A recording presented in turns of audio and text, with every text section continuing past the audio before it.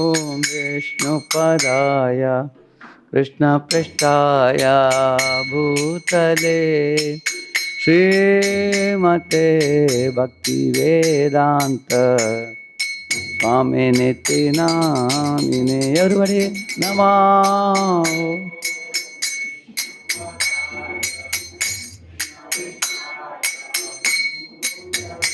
Prabhupada.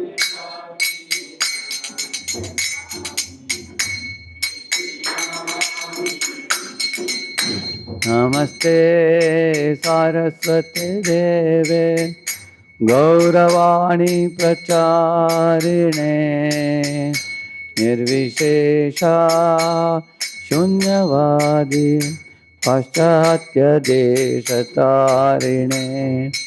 Namaste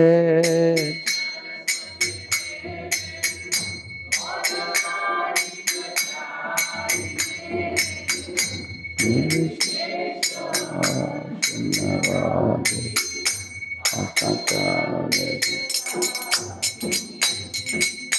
Shri Krishna Chaitanya Prabhu Nityananda Shri Advaita Gadadhar Srivasadi Gaura Bhakta Vrinda.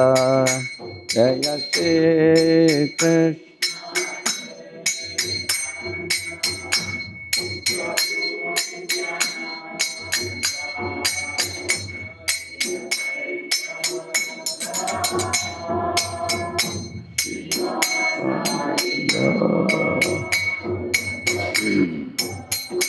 Hare Krishna, Hare Krishna, Krishna Krishna, Hare Hare, Hare Rama, Hare Rama, Rama Rama, Hare Hare.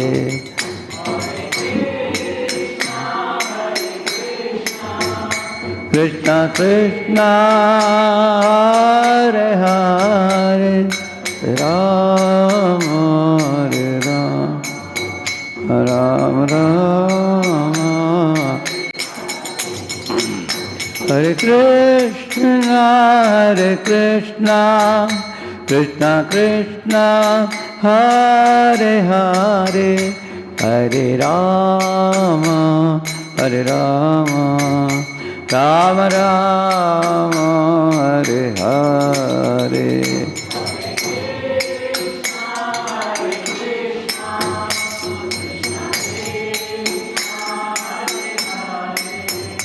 Hare Rama, Hare Rama.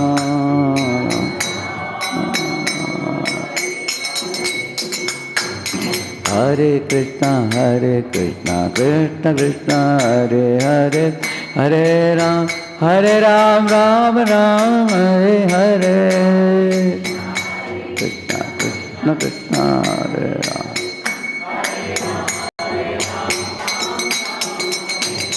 Hare Krishna, Krishna Krishna, Hare Hare, Hare Ram, Ram Ram, Hare Hare. Krishna Krishna, Hare Hare, Hare Ram, Hare Krishna, Krishna Krishna, Hare Hare, Hare Rama, Rama Rama, Hare Hare.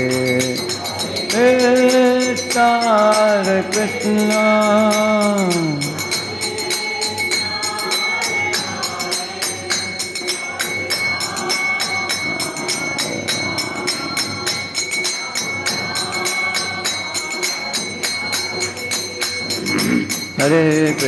Hare Krishna, Krishna Krishna, Hare Hare, Hare Rama, Rama Rama, Hare Hare.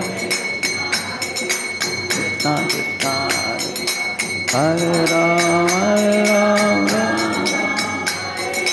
Radha Vrindavan Chandra, Radha Vrindavan Chandra, Radha Vrindavan Chandra Shri Radhe.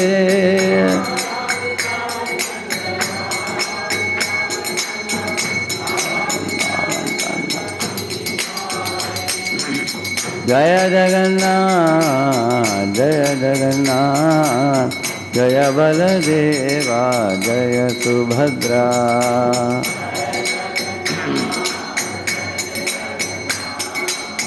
Jaya Baladeva, Jaya Subhadra.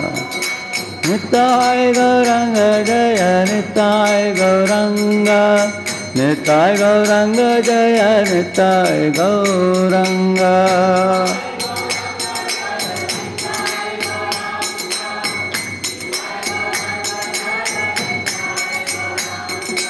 Govinda Hari Govinda, Venkataramana Govinda, Srinivasa Govinda, Sri Venkatesa Govinda.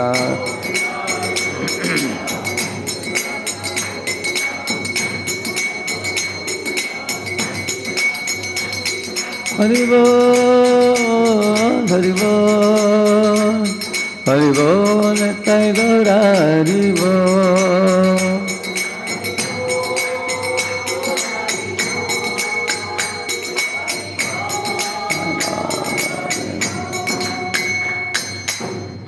पावन हरिनाम संकीर्तन की, श्रील प्रभुपाद की, गौर भक्त वृंद की। ओम अज्ञानतिमिरन्धस्य ज्ञानाञ्जनशलाकया चक्षुरुन्मीलितं येन तस्मै श्रीगुरवे नमः। श्रीचैतन्यमनोभीष्टं स्थापितं येन भूतले स्वयं रूपः कदा मह्यं ददाति स्वपदान्तिकम्। वन्देऽहं श्रीगुरोः श्रीयुतापदकमलं श्रीगुरून् वैष्णवांश्च श्रीरूपं साग्रजातं सहगणरघुनाथान्वितं तं सजीवं साद्वैतं सावधूतं परिजनासहितं कृष्णचैतन्यदेवं श्रीराधाकृष्णपादान् सहगणललिता श्रीविशाखान्वितांश्च नमो ॐ विष्णुपादाय कृष्णप्रेष्ठाय भूतले श्रीमते भक्तिवेदान्तस्वामिन्निति नामिने। नमस्ते सारस्वते देवे गौरवाणी प्रचारिणे निर्विशेषशून्यवादी पाश्चात्यदेशतारिणे। वाञ्छाकल्पतरुभ्यश्च कृपा सिन्धुभ्य एव च पतितानां पावनेभ्यो वैष्णवेभ्यो नमो नमः। जय श्री कृष्ण चैतन्य प्रभु नित्यानंद श्री अद्वैत गदाधर श्रीवासादि गौरभक्तवृंद। हरे कृष्णा कृष्णा कृष्णा हरे हरे, हरे राम राम राम हरे हरे। ओम नमो भगवते वासुदेवाय।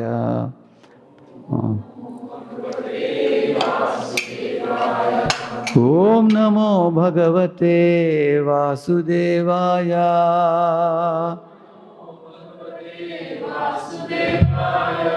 ओम नमो भगवते वासुदेवाय। ओम भगवते नारायणं नमस्कृत्य नरं चैव नरोत्तमं देवीं सरस्वतीं व्यासं ततो जयमुदीरये। नष्टप्रायेषु अभद्रेषु नित्यं भागवत सेवया भगवत्युत्तमश्लोके भक्तिर्भवति नैष्ठिकी। कृष्णाय वासुदेवाय देवकी नन्दनाय च नन्दगोपकुमाराय गोविन्दाय नमो नमः। Hare Krishna. So I was telling about the Sharanagati today morning. I will tell you, how do you know a devotee is doing Sharanagati? I'll write 4 statements, I'll write. Huh?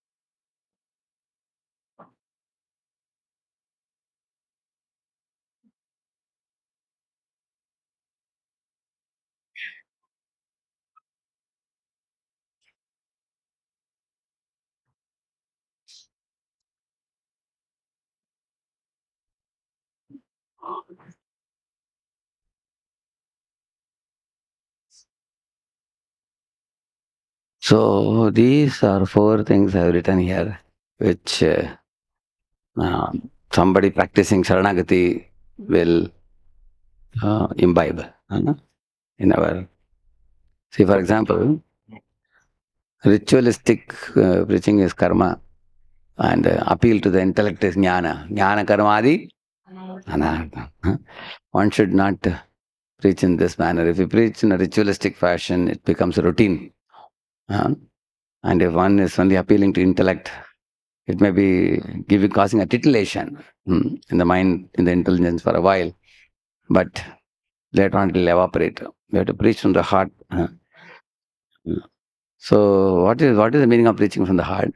It is preaching from the transformed heart. And the transformed heart happens by application. That means study, apply, transform your heart, and preach from that heart. Then only it will have an impact on any audience. The second thing is, while living in community, there is a tendency to compare. You know, that devotee is better, this devotee is inferior. You know, oh, look at their social status. You know, they are having a costlier car and we have a less, we have a cheap car. They have taken 3 BHK, so we also should take 3 BHK. See, they have 2 children, they have 3 BHK. So we have 2 children, so what are we supposed to do? you know. So in this way, we compare social status in terms of job, salary, house, vehicle, dress, and the respectability, all these things. One should not give importance to these things. One should give importance to sincerity in devotion service. Just like Lord Ram gave importance to Shabari. Although old woman, she was 90 plus, he gave appreciation for her devotion, isn't it? Appreciate that. Similarly, Lord Chaitanya Mahaprabhu did not preach in a ritualistic fashion or only appealing to the intellect. So he preached to the heart. Therefore, he touched the heart of so many people like Sarvamutacharya, even Prakashanand Saraswati also, yeah. He was very powerful. Lord Chaitanya always, by dint of his humility and service mood, that is the key with which you open the heart of anybody. Humility is the key to open the heart. And you open the heart of somebody, then you can enter the heart and then cleanse the anarthas, which Mahaprabhu did successfully. So, therefore, preaching from the heart is only possible, the transformed heart or a humble heart. And the third one, preach to youths. The youths are always fascinated by external achievements. I cracked this exam, I cracked that exam, I'm going abroad, I'm making so much money, I got placed in a big job, Microsoft or, you know, like, or somebody is saying, one girl was telling that, I performed this Bharatanatyam in Los Angeles. You only performed in Pune. How you went to Los Angeles and did it? Because my uncle is working there. So we went for vacation to USA. So I performed there. So in this way the youths are always fascinated by what? External achievements. So show them the temporary nature of the external achievements and the importance of dependence on Lord's mercy, like the Pandavas I was telling right now. I didn't get time to speak this. I looked at the clock, it was already 9:15. Yeah. Last one, how do we perform sadhana like japa? In a mood of surrender and helpless dependence like Gajendra, isn't it? one should not perform sadhana mechanically or inattentively, carelessly, or one should not just chant without a prayerful mood. So that's why. So these 4 things, if we adopt, very, very soon we will appreciate Sharanagati. We can call it as Sharanagati in practice. Sharanagati in our daily life practice. 4, easy to apply.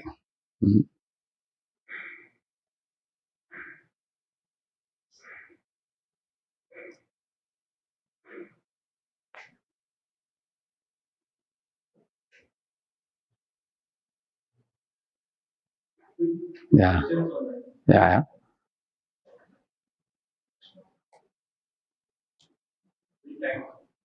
Thank you. This was a takeaway. No time for takeaway today. Because Sampal Gopal told me you have to keep time for questions. So I didn't get time to. Yeah. Yeah, 2 questions on this. One, so thank you first of all for giving the nice 4 points for Sharanagati. Now, certain times we also have to render some service for preaching, though we may not be at that transformed heart stage. Yeah. But at the same time, by dint of... No, we can consider it like work in progress. Yeah, work in Correct. progress. Yeah. We are progressing also. Yes. At the same time, we are not yet pure devotees. Yes. But as much as we have understood, realized, practiced, transformed, that much we can give. Yes. And beyond that also we can give, saying that I heard so-and-so Maharaj said, I read in that such and such book. Yes. I am also trying to understand it. Yes. I thought I'll share with you. You all can read that book. It's a very good book. Like that also can do that. Thank you, Prabhuji. You answered me before my asking also. The second question, Prabhuji, I had that many times, especially when we are in community, you rightly mentioned that certain time even the appreciation of devotees begin with what are their material achievements, and then get into in fact the spiritual achievements or spiritual nobody talks about very little. He's also rendering this service kind of. So how do we overcome that as a community if we have to see it? And I will add to your point.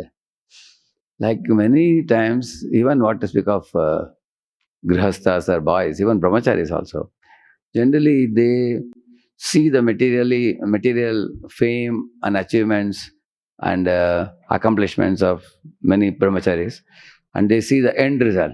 Yeah. And when they're coming newly, they directly target that. Yeah. How I can be that? Yes. That's why today the very first point will be aspire to do good, not hanker to be great. Yeah. Like Prabhupada, when he was going to America, did he aspire to do some good work or he hankered to become a great person? To do good work. His focus was on good work. Somehow fulfilling the instructions of spiritual master. So if you aspire to do good, you will end up becoming great. Yes. But if you aspire to become great, there are many people whose goal is to become popular. So the goal is the end result that they are looking for. Yes. Then what happens? They work hard to promote themselves, self-promotion. That's a very painful thing. So your question is relevant to today's topic also. Thank you. It's relevant to the first point what we are going to discuss, A, B, C, D, E. So there are 5 things for overcoming inferiority complex. So the first one is aspire to do good, you will end up becoming great. End up becoming great means Krishna will make you great. Like Prabhupada aspired to do good, but everybody knows Prabhupada tried to make Krishna famous. Krishna made Prabhupada famous. Correct? Like that. Similarly, Ayendra Prabhu, Prabhupada ordered him to do 24 hours kirtan. He just sat with the harmonium box and started the kirtan. And eventually he became so famous. He never aspired to become famous. But Krishna made him famous for his dedication, commitment. Correct now? Same manner you can see is one is Gaur Govind Maharaj when he came to Odisha. He was put in an empty land filled with a lot of mosquitoes and thick jungle and everything. Prabhupada told him, don't leave this place. Stay here, do bhajan and develop this place. And he stayed there. And he never had any clue on what will come in future. He had no money also, no big following. Many people were simple villagers were coming. But he thought that, okay, I study Chaitanya Charitamrita, Chaitanya Bhagavad, just preach. And eventually he went on to become a great personality, and so much admired for his speeches, for his writing. The Krishna Katamrita, the books are all based on his lectures and everything. Madhavanand Prabhu has made. And then the beautiful Bhubaneswar temple came up eventually. And he said, I am opening a crying school to teach people how to love Krishna and cry for Krishna. And he became a great acharya for teaching about Rasa Tattva. All over ISKCON very much adored and glorified. So that is the rest of it is history. Those who aspire to do good, they ended up becoming great. So one's focus should be on doing some good work, if possible, on a spiritual platform. There are people who cannot have that realization of spiritual platform, so they come down to materially also they do people. Even materially, those who did something good, the long run world came to know them, like that is Gandhi or Vinoba Bhave, such people. Actually, these people have lived such utterly simple lives. There are many like that. We can quote so many examples.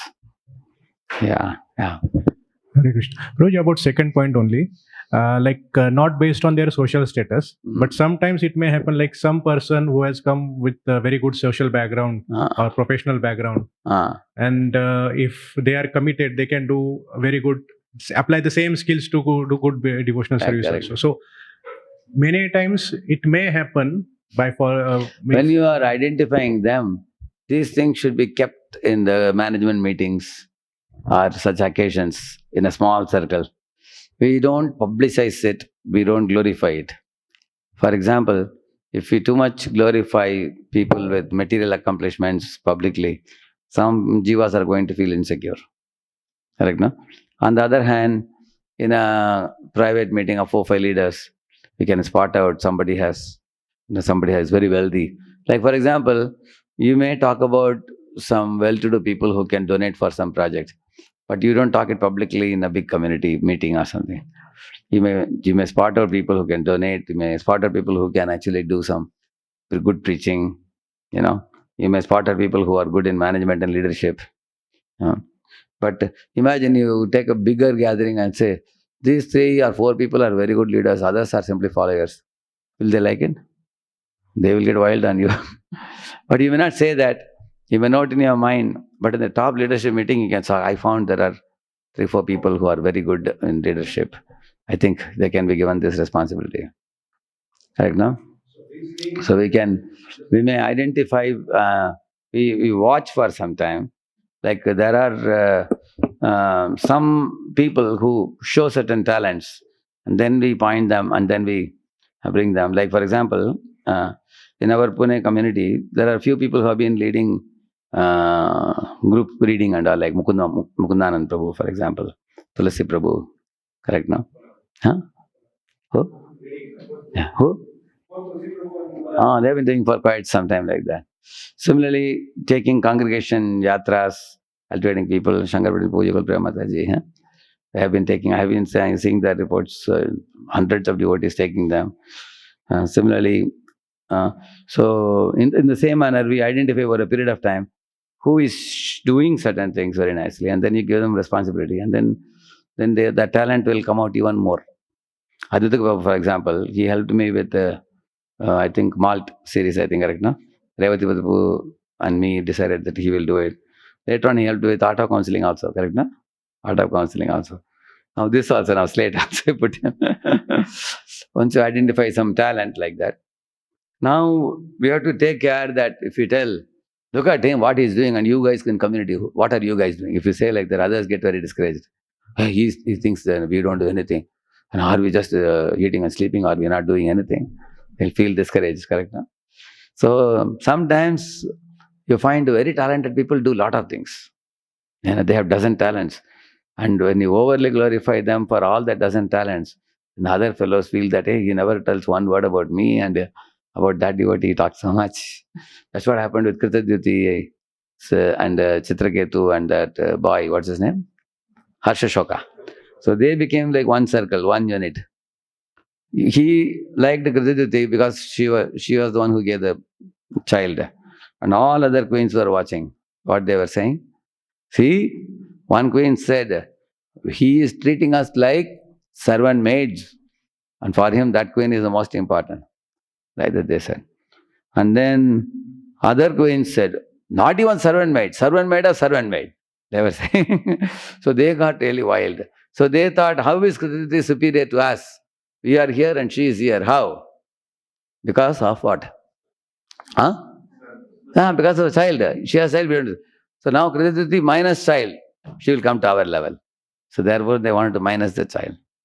Just see. So this is the envy and insecurity that is created. So that's why what you said is true. Like for example, we say, we don't see difference between rich and poor, but still we see difference. Otherwise, how will you collect donation? You can't go to somebody in the hut and say, can you give a lakh rupees for Janmashtami? No? You need to see the difference.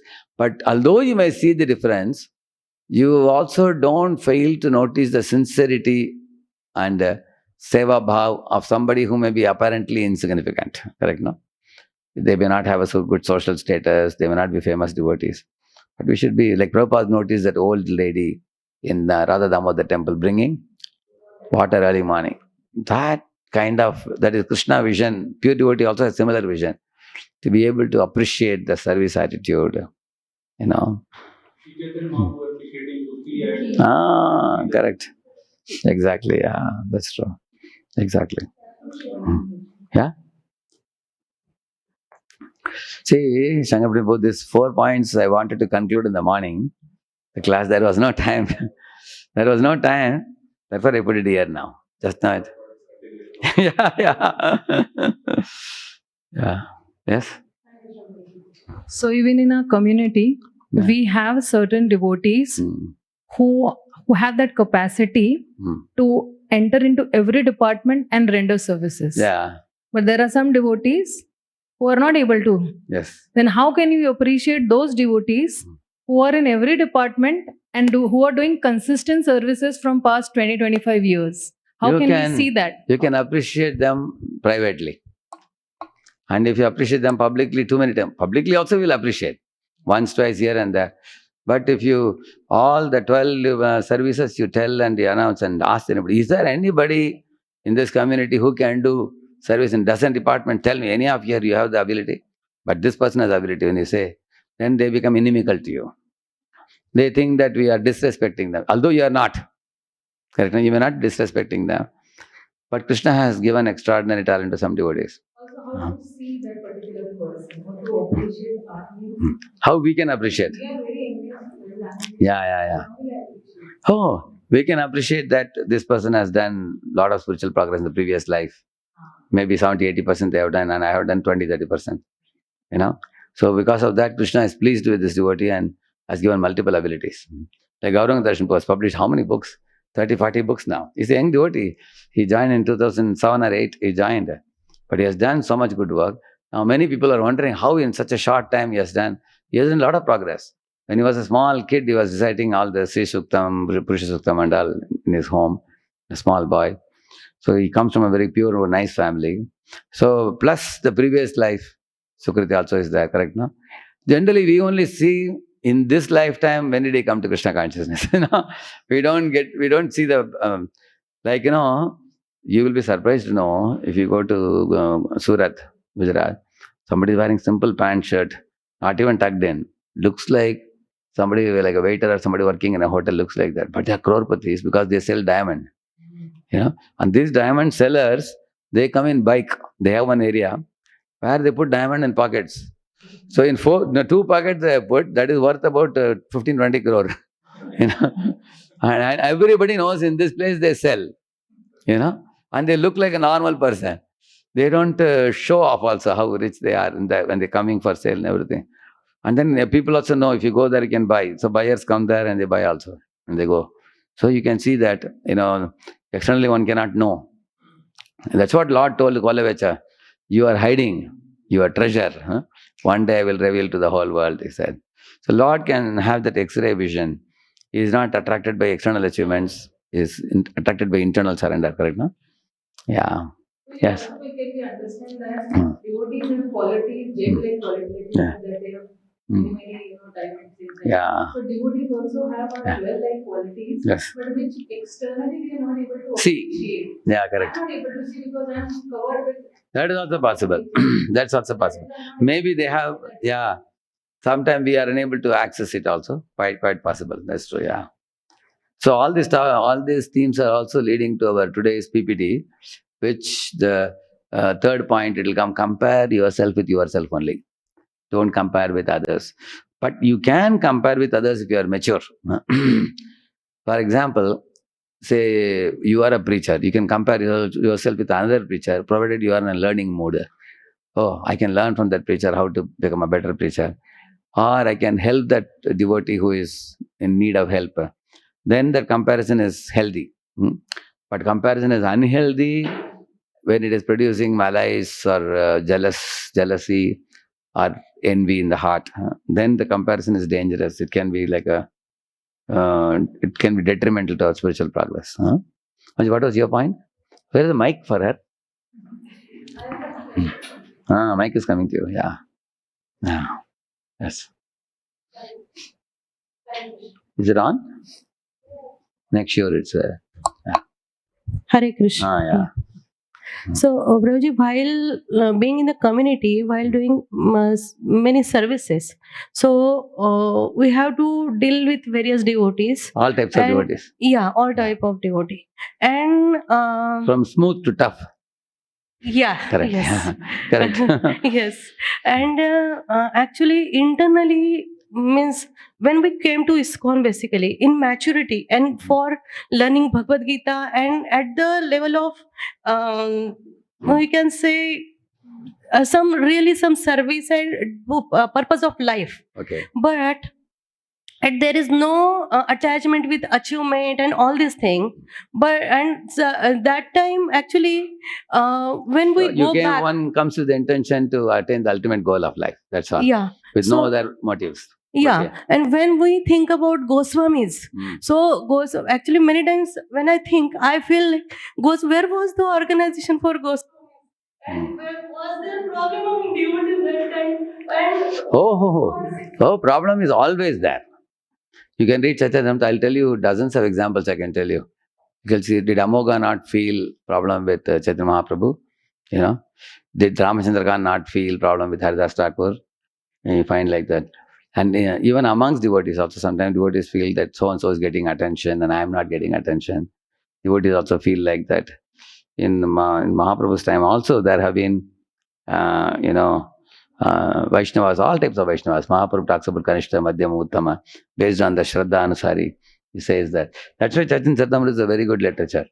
We can, Gopal Chapal, put some Durga Puja paraphernalia and wanted to, in Srivas Thakur's backyard, correct, no? You find like that. Even Brahmanas. There are Brahmanas who are opposed to Haridas Thakur. Because they were thinking that we are traditional ritualistic Brahmins. Our business is in stake because this fellow is telling everybody just attain love of God and no need to do all this. So they became inimical as much as Muslims became inimical to him. Like that you will find. Similarly, our Advaita Acharya was the leader of the Brahmins. So he called Haridas Thakur for the Shraddha Patra. Then all Brahmanas opposed him, but he didn't care for anybody. Because he was very highly respectable also. So even in Mahaprabhu's times, even in Hinduism also, amongst the Hindus also there was some turmoil also. Actually, problems are there in the material world. We have to know how to sail through this world. Living in a Vaishnava community, when you live, for example, if somebody insulted you, for example, I'm just saying, if you're going to take that insult very seriously and privately go into your room and bolt the door and cry, then we may not get any help from anybody immediately. So we have to learn to not take every comment, every criticism seriously unless it carries some meaning and purpose and it is of some value to us. Even like I speak in YouTube, earlier I never wanted too many people to hear this. So I was just putting raw lectures. Just give a lecture and put it. I don't promote it. I don't monetize it. I don't send out large number of people saying that please, become a subscriber or something. I didn't do that. But still, as the number organically increased over a period of time, there are some envious people who will criticize. I try to reply also. I give a good, honest reply, sincere reply. But if I find that repeatedly they are saying the same thing, then I leave them. And like we say, the dogs bark, caravan goes on. You go because you have done your part. There will always be people. Any devotee trying to do some devotion service, there will be some elements in the society who will criticize. In fact, you can build your spiritual muscles because of their availability. Otherwise, you need somebody to box with also, correct? Now, you get some people, they increase your muscle power also. Otherwise, if everything goes goody-goody, nobody finds fault, then it can also go to our head also. We can become proud that, oh, I am so good, everybody loves me, and nobody has any problem in this world. In this way, I am a pure devotee, maybe thinking like that. So some people point faults. I would always see, is there any element of truth in what they are saying? If there is something good to take, you take it. Whatever is not good, they are just meaninglessly, without any purpose, they are out of envy, they are speaking. You just ignore and go on. Correct, no? But what about people who talk ill of you to other people? So some people become extremely disturbed. Prabhu, not only he criticizes, he has gone and told dozen people. Now I spent 1 hour with each of those dozen people to tell them what he said is wrong. Is it correct? Now how many people you are going to cover? Imagine how many hours it will go on. So I told this devotee that, see, let this devotee go around and talking ill of you. People will not take his word seriously, provided they trust you. In fact, they will understand that other fellow is a person not of good standard. Correct, no? So your confidence should be that Lord is watching me, Lord is watching me, Lord is watching him, Lord knows what is what. And then I think whatever dose I am getting is something I'm supposed to get in the previous life, which I didn't get. I might have said something, done something for which I'm supposed to get. Last class, I think I told about Lord Ram. Correct? You remember that? Lord Ram said to Lakshman, it is only my destiny which is making my mother and father behave like this. He said, otherwise mother loves me so much and father, he loves me more than life itself. But if they're behaving like this, I think my destiny is pushing me to go to forest now. They are only a nimitta, he said. So that's the way we take it and go. Yeah. Yeah. He didn't take it seriously. Yeah. Correct. Yeah. That is even more. Just like in the South India also we heard the past time, no? One critic, he used to come to Srirangam temple and he was criticizing one great Vedanta Desikar. Who is that? Who is that? Huh? No, actually one Vaishnava is going and declaring to Lord that, my dear Lord, I am very fallen. And he said, Satyam, Satyam, he was telling. And then he said, my dear Lord, every day I came and declared to you, you didn't believe me. But today I have got a Sakshi who is saying that, yes, I am fallen. So now you should take my word seriously. Like that he said. Huh? You know that? Kurish's son, what's his name? Correct, no? Parashara Bhatta. Parashara Bhatta, yeah. Correct, Parashara Bhatta, yeah, correct. Actually, this much is difficult for us to do. We cannot do that. At least we can just hear it like this, leave it like this and go on. Correct, no? That's I good. have a question. Yeah. So you said that we are while our hearts are not transformed, we may be into preaching. So Yeah. my question is, when can we know that we are ready for preaching? Prabhupada says, read 2 sentences, go and speak 2 sentences. Prabhupada says, you don't have to become an expert many years. You just need to have little enthusiasm. Learn a little bit. Whatever, go and preach. Initially, Mataji, the easiest thing for you is, if some Mataji is already preaching and conducting classes, you just go and assist her and watch her, how she preaches. Then one day she is going to tell you that, today I am a little sick, can you go? Then you become a substitute. One day you give, then you develop confidence. And she is going to overflow with number of students which she is not able to handle, and she will cut and give you a portion. Then you start cultivating. So by becoming an apprentice, we learn very easily. Like I have seen my spiritual master way back in 91 to 94 when I was there, how he gives lectures, how he talks to people after the program, how he handles difficult questions. By being an apprentice, we learn very fast. See this picture here. Huh? I had given the name, what is the name I had given for overcoming inferiority complex? What is the meaning of this? In a pressure cooker, if there is too much steam, what happens? It can explode. Huh? Therefore, how to release that steam? You all have seen that it comes out. Then the cooker is safe. Correct, no? Similarly, our head can also build steam inside because of jealousy, envy, when we look at others. See, look at these two girls here. She is very happy, and she's girl wondering, why is she happy? Huh? Correct, no? And here, whether it is rain or shine, he is happy in both situations. Okay, they are in shine, I am facing rain, no problem. Huh? They have done some good, God has given them good. So, this is the right consciousness. Huh? Okay, please read it, one of you. How the inferiority complex starts in our life. Yeah. Hare Krishna. Yes. From where does the inferiority complex in us begin? Inferiority complexes are caused by upbringing, society, or physical appearance. One of you can describe the picture there, anybody? You are able to see the picture. Yeah. The boy has got trophy because of winning something, and the girl is feeling morose because probably the mother is appreciating only that boy that he has now got the trophy. Generally, mothers appreciate somebody who is very outstanding, and the other child feels ignored. Correct, no?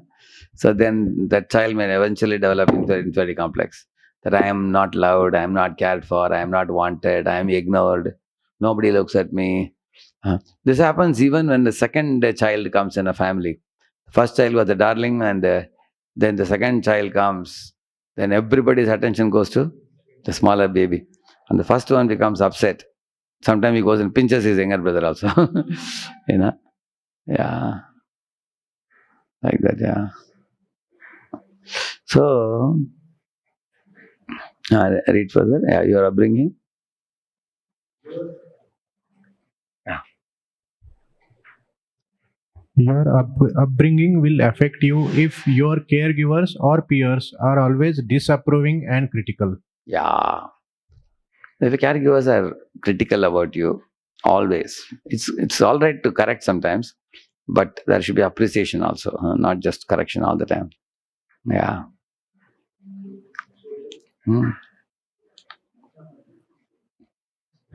Social discrimination. Many people hold prejudices about sex. My battery is over it. Sex, race, educational level, wealth, and religion, etc. So people have prejudices. Some people, like some men, they treat women disrespectfully with their speech, or sometimes race also, like blacks and whites treatment. You know that you heard about this by BLM. You heard Black Lives Matter. You heard about that. See, in America, one black man was police caught him. Police actually caught him, and then he put him down sitting, and he kept his two legs on his shoulder like this, and he was talking to somebody. The black man said, "Please release me. I am feeling little difficulty," but he was tightly holding. So when he was holding tightly, somehow that man was already sick and he died. He passed away. That became a huge thing in the news media, that white has killed the black like that. That means you have mistreated. Always you guys treated blacks as slaves, So that became a very, very huge thing. So now America is trying its best to give them equal rights and everything. They take them in jobs, in airport, in many other places you will find blacks and whites together. They try their best, but it's pretty difficult because of the old treatment. People remember that.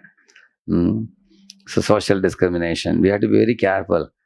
Even our Ambedkar also, when he was a small kid, one horse carriage wala, he mistreated them by, as soon as he came to know that this boy belongs to a lower caste, he removed the horses from the guardian and then toppled the guardian. And then the boy rolled and fell to the ground in the dust, And then he got up and said, "Why did you treat me like this?" He said, "Because you are untouchable, you are lower caste, get lost. How did you sit in my, vehicle or something like that?" He spoke. And then that Ambedkar went on to become a very highly educated man. he became anti-Hinduism and he became anti-Krishna, Rama and everything. Manusamhita, burning the Manusamhita and everything. And because he thought that these higher caste people are mistreated, lower caste people, and that went deeply into his heart. And he happened to be an intelligent man. So, because he gave protection to those untouchables, so-called untouchable people, they are all ultimately Krishna's children. Because of that, now they have developed antagonism towards Hindu people. Sometimes they become angry, wild, even in colleges also sometimes. It's an unfortunate thing. So social discrimination. So we have to be very careful in dealing. Of course, in ISKCON, we welcome everybody. We don't see caste, creed, color, nationality. Everybody is welcome here. But whenever somebody is of a lower race or something, they feel some inferiority. Like there is one boy who wants a girl to marry. I mean, he's a devotee boy. And he comes from a lower caste, whatever lower caste. Now he's trying in the marriage bureau and many other places. Nobody wants to give a girl. He's saying, now I am a devotee now. I'm saying 16 rounds. I am initiated also now. Because ultimately people worry a lot now about the caste and everything. So he's not getting. So he wrote a long mail to me, Prabhu, in ISKCON, I heard that we all see only the souls, not the bodies. And why nobody is ready to give a suitable match. Now I am forced to marry somebody from my caste. I said, okay, make your wife into devotee. I told him.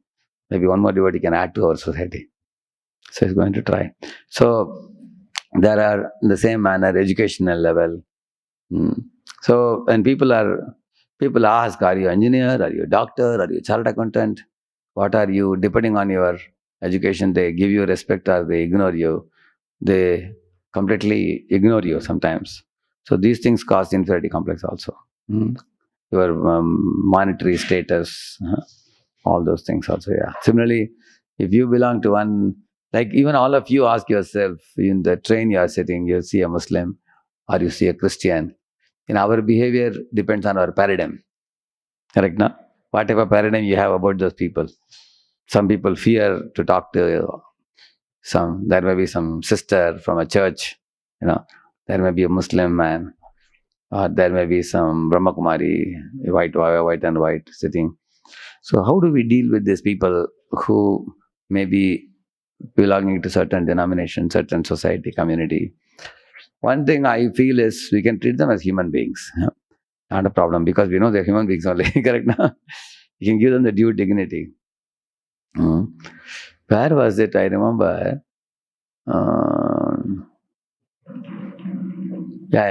In one airport, I think. In an airport, in one airport we are going from, in the one train type of thing, metro type of thing, and then it'll go to another station, just about 2-3 stations away. So one Muslim, came and sat next to me. I was sitting, and then he sat. So his wife, naturally putting this burqa and everything, there was space between him and my seat. She saw the place, but she didn't sit because she's a cultured woman, correct? She doesn't want to sit in between. So I told this man, you come this side. I asked one person to move aside and gave this man. He came close to me. Then she sat on the other side. And the other people were shocked to see us sitting together. Because I am in this dress and he is a Muslim with a beard and this thing. And 4-5 people are clicking photo also in the smartphone. And he was very casually talking to me. I was casually talking to him. As if we are just friends. It was a short trip, 5 minutes trip only. Talking. For people, it was a strange sight to see. Because people think these are supposed to be inimical or something. People think like that. No? So, social discrimination, you see. Similarly, physical appearance also. Somebody is handsome, somebody is ugly. Somebody has some skin disease sometimes, or somebody is too thin and tall. Like if you blow, they will fly off. There are some people like that. Some people are short and fat. But Vaishnava should not be seen from those points of view. Correct now? You know that famous verse? Drishtai svabhava janitair vapushascha doshair na prakritattva miha bhakta janasya pashyet gangam basam nakalu buddha fena pankhair Brahmadravatvam apagacchati niradharmai. See the Vapusha, the word Vapusha is used. Vapushascha doshair, it says. The dosh in the Vapu means body, should not be taken seriously. Vaishnava should be seen as transcendental. Vaishnava is the beauty of the soul should be appreciated, not the external beauty. Somebody may be externally beautiful, handsome, but they have no Krishna consciousness. How are they superior to any animal? There are people who simply live for eating, sleeping, mating, defending. We shouldn't go by the externals. And Vaishnava, even a 5-year-old boy can be Vaishnava, like Prahalad. Even in animal bodies, like for example Gajendra or Hanuman or Jatayu, if Krishna consciousness is awakened, we should respect. Should offer respect. So, but most people in society will not know this. That's why they induce inferiority complex in people by mistreatment.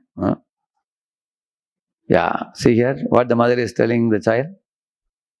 Anybody can guess what she must be saying? Look at your classmate. See, she got 90%, you got only 70. Why? See the kid blocking the ears. She doesn't want to hear that. Similarly, in office, read that. Yeah. Like when adults are, read that with the mic. Secondary inferiority. I am incompetent. When adults are unable to reach their own subjective goals for security and success. Correct. So, as you see here, the boss is yelling at the subordinate that you couldn't complete the task on time, or your quality of your work is poor, or the speed at which you are working in comparison to others is pathetic. So when a man in profession, see, for children, they are deeply hurt by academics. Similarly, a man working in an office is deeply hurt when he is called as incompetent. A woman is deeply hurt if she is said you are not beautiful, you are not good looking or something. They get very hurt. Everybody has their, what do you call it, expectation. Correct, no? So then they feel inferiority complex. They feel like that, like a child doesn't want to hear about poor academic performance. Similarly, a man feels the greatest pinch when he is told you are incompetent, because he has that male ego. I am great, I am smart, like that. So to be known, to be called as incompetent is like a slap on the face. So this causes inferiority complex after that. So now there are two words used here, self-esteem versus inferiority complex. So you can have a low self-esteem, but not have inferiority complex. How? See, when you have a low self-esteem, you doubt yourself or your self-worth. You may not feel you have what it takes to achieve your desired life goals. Whereas the inferiority complex is when this low self-esteem develops so that your thoughts of self-doubt and inadequacy becomes all-consuming. Your behavior is chronically affected. Okay, let me put it in very simple words what it is. See, somebody called you as incompetent. You are poor in doing something. You start getting doubt about yourself. It's only preliminary stage. So it's called as low self-esteem. So we should have high self-esteem or low self-esteem? High self-esteem. Self-esteem is a good word or a bad word? Good word. We should have self-esteem. Like, we should be proud that, I am coming in the parampara of Brahma Madhava Gaudiya Sampradaya. It's a pure parampara which teaches Shuddha Bhakti. Lord Nityananda came and this, Lord Chaitanya came and Madhavendra Puri came and Bhaksansa Thakur came. Great personality. So we should be proud about that. Then you have self-esteem, we call it. A good self-esteem. You are very super confident about your parampara. Similarly, you can be super confident about the community in which you are living in. Somebody may say, oh, Prabhu, in our community, what can I say? Everything is taken care of. Children are taken care. My wife has her friends and husband, we have our friends. We all serve together. And some people speak about the community with great joy. Whereas others who had a bitter experience in a community, they talk ill of their own community. Correct? No, there are people like that who talk. That means the self-esteem means, you feel proud and confident about your connections. Connection can be with your parents, with your family, with your community, with your superiors. And self-esteem is a very healthy thing. It actually nourishes your inner health. Self-esteem. Those who have a good self-esteem, they can sleep well, they can wake up enthusiastically, they have a purpose in life, they have meaningful life, and there's something important to do, and they will lay down their life for it. They are very nicely situated people with a good self-esteem, which is required. But low self-esteem means somebody has insulted you and you start looking at yourself. Am I so bad as they are saying? I'm not so bad. Sometimes your mind keeps on going on a tug of war. They said I am bad. Maybe I am little bad, not so bad as they have told me. Like that mind keeps talking. Yeah, where is the mic? I think Mother want to ask her. You have a question? And the Mother. Yeah. Hare Krishna. Hare Krishna.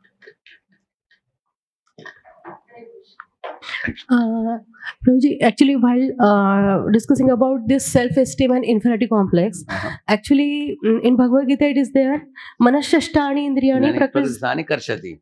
That's for the conditions, so not for devotees. Yeah. Most of the time, everybody everybody has their own set of problems. Correct. Problems are there, but for devotees, the problem should reduce. How? One example I'll tell you. There was one brahmachari in Kunjaveri temple. Some congregation devotees told him that, Prabhuji, for kirtan you should bring one another devotee. Because he was a very simple devotee. He didn't know how to do kirtan properly. He knew only one tune, proper tune. Hare Krishna, Hare. Congregation said, devotees told him that every day, same time, every time you sing the same tune. So he used to take other devotees to sing with him, and they appreciated very much. Those who sing very nicely. So he felt some inferiority complex. That devotees don't like my kirtan, I think I am poor and things like that. So he came and told me. So I told him, see, you are not taking time out to learn new tunes and everything. Are you practicing? I said, never practice. Then I put him under one devotee to practice. Then he started practicing. 5-6 tunes he learned very nicely. So we went to the program. But then he will go with the intention to sing a particular tune, again old tune will come. Hare Krishna, I can say him. So later on he told this devotee, see, even if somebody tells you your kirtan is not good, your lecture is good, otherwise why are they coming? They are attending your lecture, they like your philosophy. So many times, even Chaitanya Charan also, tell somebody else to sing. He can empower one of the devotees to sing. There are many fellows ready to sing also. He tells them to sing, and then he will speak the lecture. Once he begins speaking, everybody is fully glued to hearing, correct? No? So what we should think is, I may not be able to do one thing well, but I can do another thing well. And if somebody criticizes me in an area where I may not be good, I don't have to take it seriously. I can tell them, yes, you are right. Whatever you observed is correct. I'm not good in that area. I'm not a good singer, but I can speak well. So if you think I'm not doing this well, you get another fellow to do this, and I will do this. And we can go on with that. Because can we all be good in everything? We cannot be good in everything. There is only one person good in everything, and that too in oceanic proportion. Who is that? Krishna. So his opulences are full. So therefore, in this way, devotees should learn the art of, increasing their self-esteem, rather than letting the low self-esteem go to below as you go lower and lower in self-esteem, we end up in inferiority complex, inferiority complex means it's all consuming. Like morning to night, a person keeps thinking about how bad I am and how low I am, and nobody likes me, I am unwanted. I think I am the most neglected creature in this whole creation, and they keep sobbing and crying in their mind. So inferiority complex is all consuming, whereas low self-esteem is not all consuming. Yeah. Yeah. In the mic, you can speak in the mic. There are different organizations also. Okay. And we deal with different organization people also. Yeah. Because when we go for services, currently I will give example. There know one lady who is from Gayatri Parivar, and she is actually she tries to do some services there, but what happens, she doesn't get support. Actually, she initially people support, and sustenance is difficulty for her. Correct. So Because she doesn't empower anybody, she doesn't share the credit. Is it? She does everything herself. No, actually 2 days program she conduct, children program, Okay. and then nobody is ready to come. So that's why her program continues. So she was asking me, if you people can support me, I will bring children. You tell us what to do, and we will continue this program, so that at least I want to do something for society. Correct. But then how much we should involve in such people? Actually, what you can tell her, she can come to your classes, learn and go. And if she want to teach it along with Gayatri Parivar, let them do it. Because ours is an open organization. Even if anybody, say some Ramakrishna mission, somebody want to come and learn, he want to put his child in your class, I don't think we should say no to them. Yeah, we can allow anybody to come and learn. And maybe in the course of attending our classes, their minds may change and they may want to start chanting Hare Krishna also. There are Sri Vaishnavas who are even initiated in Sri Vaishnava Parampara. They also have come to 16 rounds. Many of them. They do both. They do duty to their guru in Sri line also, and they do here also. So I don't think any problem. But she cannot say that she will come to your group and teach what she wants to teach. That we cannot allow. But if she wants you to come in their group and teach, you can teach. Or if she wants to come and join your classes, she can join. We have no issues. We are a giving movement. We have no problem. What was your point? Yeah.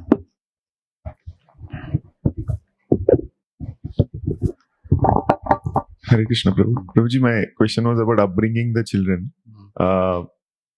One thing is about, my question is about being competitive, because we tend to, like when they're small, we don't try to compare them or be competitive, or, even in the school also, when races are there and all, right? We don't do that. First person will get the prize and others will not get like that. But eventually the world is competitive, Right. And we want them to survive there as well. And actually, it's true that, see, what you can do, all that is necessary to make them first rank, that you can do without telling them that you are not doing well. Correct, no? Like this mother was comparing the son and daughter. We should not do that. We don't compare them with the friends also. But whatever inputs that you wish to give. But many parents, what they do, whenever they tell the children to study, they will push the child and say that, look at you, how they are, how you are, and you are not doing enough. If you are like this tomorrow, what future will be there for you? So you are a muff, you are this, you are that. That's what we have to avoid. And we should avoid, and then we should do things which will actually nourish the child and grow the child. Like, for example, you spend time with the children teaching them. Say a couple of hours you're teaching them. Then their respect for the parents increases. Parents are busy, but they're taking out time for me. And then they will learn. On the other hand, you tell them to study and you go away, they go and play. Correct, no? So I would say that all that is needed to make them successful in their academics, you do it without creating inferiority complex in them. Correct, no? Because after doing all of that, you can't be sure how they will shine, because they also have a fate, in their account. So every child has some IQ limit. So we have to be sympathetic to them, because no matter how much. One boy was telling me, Prabhuji, you give me 3 months holidays, my marks will be same only. He said, he's very confident. Because no matter how much I study, I have my limit of my head. Some people are like that. That's why even everybody doesn't go for IIT JEE, correct, no? They have a mock test. And if they don't clear that, they say, don't try this, try other exams, they say. Correct, no? That means IQ limits are there, which come with us in our birth. Similarly, how much you can make up a person. They put makeup, no? So it's called makeup because it is made up. Correct, no? Yeah. But even after makeup, somebody is going to get married, they make up, they do that. So now, makeup also has a limit, or it has no limit? What do you think? It has a limit. You can't make a person too much beautiful. Nowadays, salons are there. They change your hairstyle totally different, and your eyebrows, everything they change, many things. They try their best to add beauty to you, but that also has a limit. Like this, what do you call it? our Sridevi, they did this nose surgery. 14 times she did, plastic surgery on the nose. And her fans told, you look all the same. You don't look much different. Because in this world, you cannot change the face or the shape. Face cut you cannot change. Pigment of the color we cannot change. Parents you cannot change. You cannot change the IQ. These are all part of the package which comes. Children also, their ability to study, retain, reproduce, get marks, and shine, these are also limited. Not everybody can do everything. Like some parents say, I want my son to be like Prahalad. Look at their son, But their son may be coming from some background. Correct, huh? Maharaj, my Guru Maharaj was telling one parents. Parents were crying that, Maharaj, now our son is 15 years now, he is still not following us. Maharaj said, see, you have done your part. You should be happy. As parents, you have sat with the son and sung Vaishnava songs, invited him for morning program, you taught everything. Sanskars, whatever you have to give, you are given. Now, if he doesn't follow, you are not at fault. He said, you should be happy that we have done. Yeah. There is one question online. Yeah. Once this theory is over, the 5 solutions are very easy after this. So you all have to little bit tolerate this theory. Hare Krishna. Shyam Shakha Prabhuji, can you please ask your question online? I think muted, I think. So you can unmute yourself and ask question. Shyam Shakha Prabhu. Yeah, Shyam Shakha. Yeah, Shyam Shakha Prabhu, go ahead, quick. Yes, Prabhuji. Prabhuji, we've been talking about this low self-esteem and inferiority complex, etc. Correct. But actually, if you see, both ends of the pendulum are equally harmful. If you've got a very bloated ego, you tend to do more harm to yourself. But who said? Who told you that self-esteem is ego? Who told you that? No, I'm just visualizing it. No. I am saying a bloated ego is too much. You go to the dictionary and check the word self-esteem. What is it? Actually, we need to have high self-esteem. For high self-esteem, for example, a child should be super confident about the parents. My parents are great, and if I catch my father's hand, I have nothing to fear in this world. And my mother is very loving, and father is very protective, and I am very confident. Child has to have that confidence. And that confidence is not called pride. Like Prahlad had great self-confidence in Lord Narasimha. He told his father, do whatever you want, Narasimha will take care of me. He had that self-confidence. So the self-esteem is not a derogatory word, it's a good word. High self-esteem is needed. And when the self-esteem reduces, it becomes low self-esteem. But self-esteem means doubting one's self-worth. Low self-esteem. But then when it goes further down, it goes to inferiority complex, where it becomes all-consuming, where one is chronically affected, one is getting repetitive negative thoughts, I am gone, I am good for nothing, I am useless, and things like that. So when it comes to false pride, that is another thing. We will talk about that when it comes. We are not talking about false pride is not equal to self-esteem. That is another session. Yeah, we will come to that superiority complex later. Thank you so much. Thank you, Prabhu. So here are some inferiority complex symptoms. Please read it, first one. Symptoms of inferiority complex. First, extreme sensitivity to others' opinion about you. It may affect your every action. See here, like ghosts. See why the ghosts are shown behind?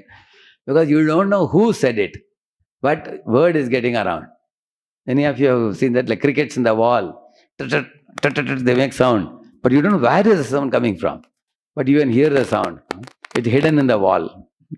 Similarly, you are living in a community. Somebody is talking about you. Somebody told you, Prabhuji, people are talking about you like this. Who said it? That I don't know, Prabhu.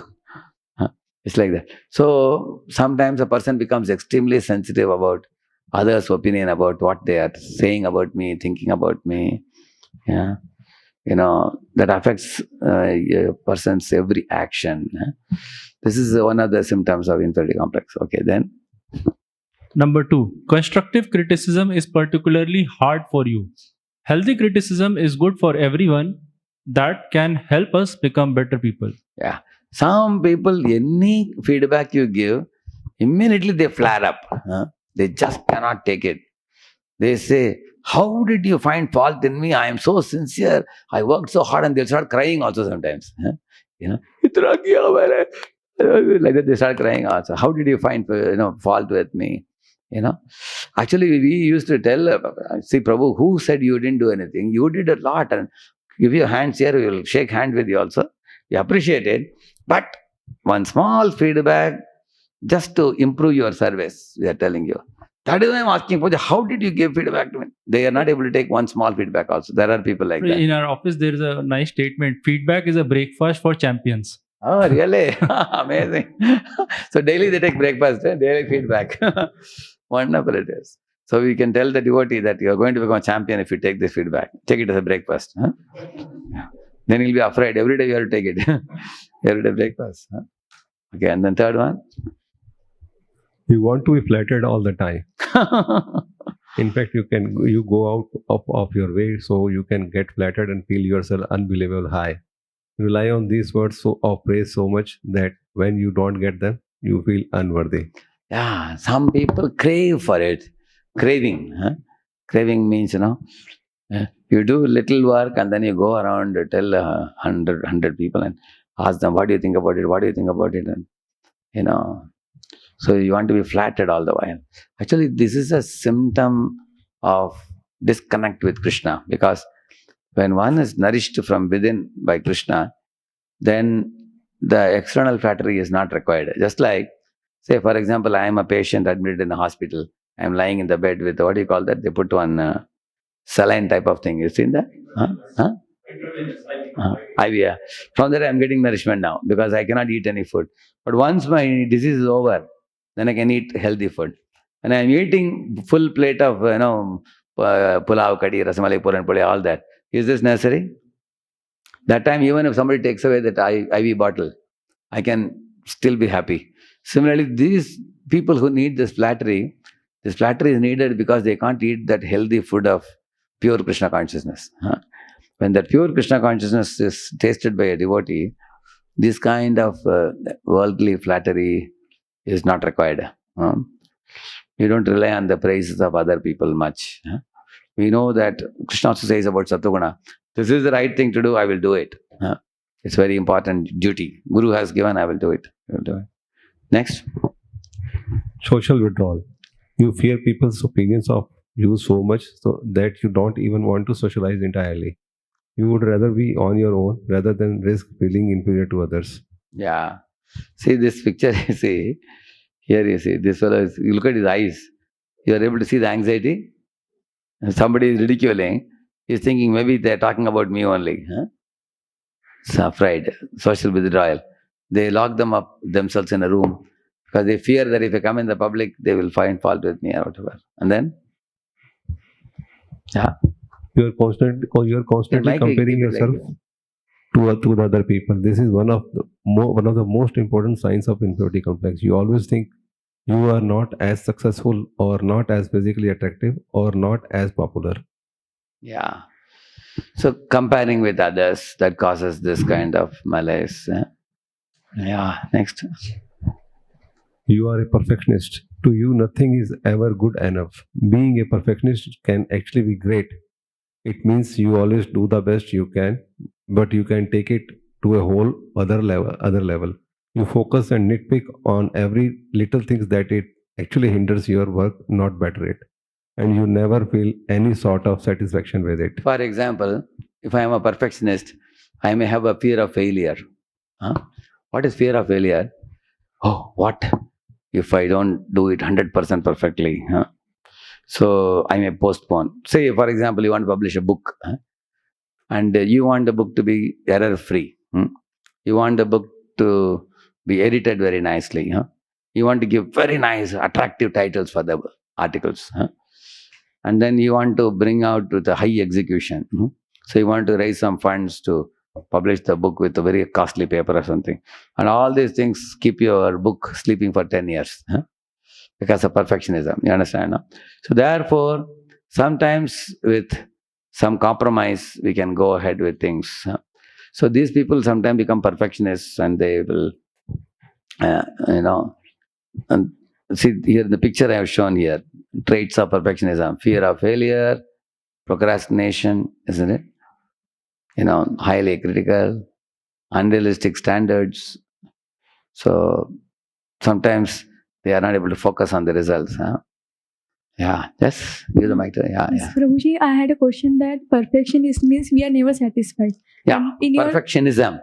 Actually, perfection is good, but perfectionism actually means these people sometimes always feel that what I'm not obsessed about perfection. and in one of your lecture, you said we should never be satisfied with our sadhana. Oh, So it can help us in our work. What is the meaning of that?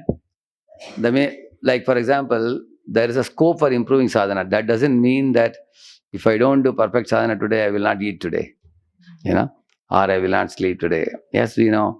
We tried to chant purely today. We couldn't chant. Maybe we did our best. We should improve. It's like, what do you call it? Ongoing improvement. That's what. But we should not. The perfectionist is one kind of paradigm where our work is affected completely. Then. Social media affects you quite negatively. It drastically triggers feeling of shame and inadequacy. Yeah. See the picture, what's written there? Where is the mic? May your life someday be as awesome as awesome as you pretend it is on Facebook. Sometimes Facebook people put anything. They show themselves to be somebody what they are not. So because the social media affects some people very negatively, because they put something and see how many people liked it and how many don't like it. Why my friends got likes and I didn't get likes. So see, these people, if they go into Facebook or Instagram or YouTube or anything like that, they start making comparisons, they will hurt themselves very deeply. If they are going to be too much result oriented. Actually, these platforms are good if you have a desire to reach out to people and preach something. But the same, it's like a knife, we can say. A knife can be beneficial or harmful. So, yes. Yeah. Give the mic to, yeah. That's nice. Is it working? Yeah. Prabhuji, some people have a superiority complex. Correct. So and that is the next PPT. Achha. Separately. So I'm just going ahead then. Yeah. After this, we will come to that. So they constantly have a mood where they put down others, they find faults and mistakes with others, which in turn demotivates the other person or publicly puts down the other person. So how should you deal with these kind of people? Actually, if you show disinterest in their talk, as soon as they begin putting down somebody, you can say that, Mataji, I'm getting a little late. I have some work to do, I'm going. So 2-3 times you do it, they will understand that you don't like Prajalpa. As soon as she begins talking ill of others, immediately you say you are busy. So now they will not do it after that to you. Maybe not Prajalpa on a one-on-one, but maybe even in public, maybe even, in a position. So then it demotivates the others. So always trying to show that if a person is in a position, sometimes they put down others to show that I am better and they are inferior. See, one preacher can do that about other preachers. One book distributor can do that about other book distributors. One Mataji doing particular seva can talk like that about other lady who is doing the same type of service. So when you see that, you know that this is a sign of false pride. It's anartha that is coming to surface. I would see how long she is doing that. Say, for example, if she is doing it for 10 minutes, 5 minutes, long duration of time, then it is something little more serious it is. It has to be reported to higher authority. But if she is doing it like a passing thing, just like 15 seconds, 30 seconds she spoke, we can just understand that it is like a anartha surfacing. Eventually it will be washed away as she continues devotion service. is it okay to just take a stance to keep distance from this? Because then what happens is it starts building up in you, Correct. and it starts disturbing. So I feel that taking a stance of keeping we all distance. have the right to associate with those whom we choose to associate. We have that opportunity. But what if you happen to be in a counseling group? Counselor is speaking certain things like that. So we are unable to run away from the group just because of that one thing. What I would do is I would meet that senior privately.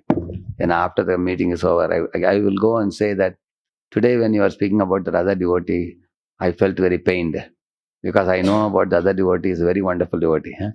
What you talked about the devotee is probably your experience. Maybe that is your bitter experience. But my experience has been very good with that devotee. And when I heard you say this, I was pained. I was very uneasy. I was even wondering, why am I sitting in this class? You are talking bad about the devotee whom I adore in my heart. But I thought I should reveal my heart to you because you are my senior. That much you say, you don't even have to tell the senior, don't talk ill of others. You don't have to say. If you say this much, see, every one of us have a right to say what we are feeling. For example, if you tell that lady that, why are you, why did you talk ill of that lady? Then it becomes like instructive. On the contrary, you can say that I felt very pained when I heard you speak this. I was shocked because I had a good experience with that Mataji. After hearing from you, my mind got disturbed. I thought I will reveal my disturbance to you. Hope you will not mind it if you say like that. Then she also understands. So I had to be more careful in my speech. Next time I'll be more cautious. And then she will correct. And we should not throw the baby with the bathwater also. Which means, okay, once or twice the senior spoke like that, we don't reject them altogether, their association, because they may have a lot of good things to offer also. All of us are struggling sadhakas, Sometimes some of our bad side will come out as little subtle envy, subtle criticism. So, because we are not yet pure devotees, anya nindadi shunyam hridami sankalabdhya, we say that anya nindadi shunyam is rare to find. So, that's why I told you, if somebody is frequently criticizing other devotees, we cannot associate with them. We cannot associate. But somebody once in a while, rarely, few seconds they spoke, maybe they had some better experience, correct now? How many of you agree that from the same devotee, two different devotees can have two opposite experiences? How many of you feel? Correct now? Yeah. So that is why it happens like that. You can say that maybe that was your experience, not mine. Same person, we can have a good and bad both. Yeah, we have such kind of it. Yeah, correct. Possible, yeah. And in a public class, in the absence of that other devotee, it's not good to speak. Glorification of a devotee, anybody can do. But talking in the absence of a devotee is absolutely bad because you don't give the chance to that other devotee to clarify that devotee stand. So in the absence, one should not talk. That's one of the norms actually. If somebody is not here, I can glorify them, but I cannot talk ill of them. Because then one of the devotees will go and tell the devotee that we heard bad about you from the devotee. That causes disturbance more and more in the community. But we can choose to refrain from that sangha also. That's perfect. Yeah, read this 8th one.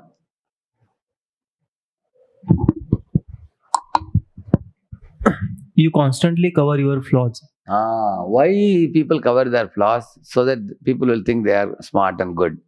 Yes. Everyone should see you as nothing less than perfect. You go out of your way just so the world can see you in the best light possible. And you never do anything that might make you less appealing, even forsaking your own feelings. Yeah. What does it mean forsaking your own feelings? Sometimes, if you want to be human, you have to admit your needs and shortcomings.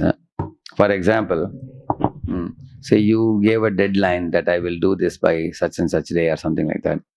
You are unable to do it. You can always seek forgiveness and say, please give me 3 more days, I will do it. Or give me some 2 more devotees to delegate so I can finish the work. But some people will neither delegate nor request for extension of time. They will somehow push through and finish it on time, correct? No? The deadline, whatever quality with which they produce. Because they want to get the pat on the back that I am perfect. Like that. actually they want to play a role like God. They never want to be seen as someone with some flaw. Even if they are pointed out, they will try to cover up the flaw. That's the problem here. People do commit mistakes. Actually, if you admit your mistake, people will forgive you. But if you don't admit mistakes and cover up, then people don't like that. So these are the 8 things I told you. Amongst them, these are the most prominent: seeking attention, social withdrawal, extreme sensitivity, blaming the whole universe, fearing of making mistakes. These 5 you can remember.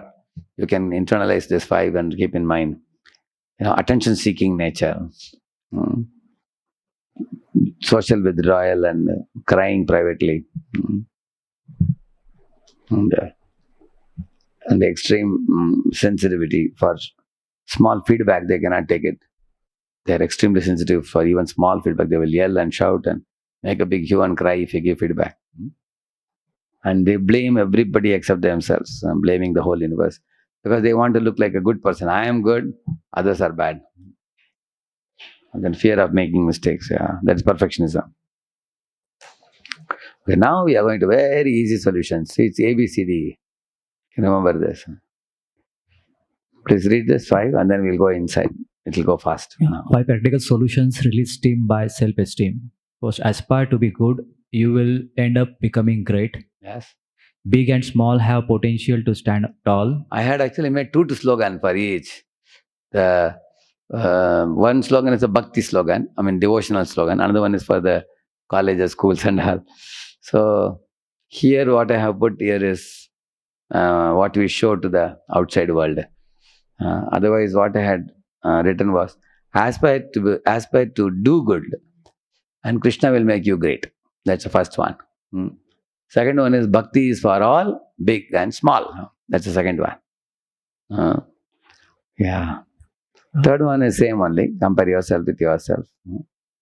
Fourth one is, devoted service is far superior to professional skills.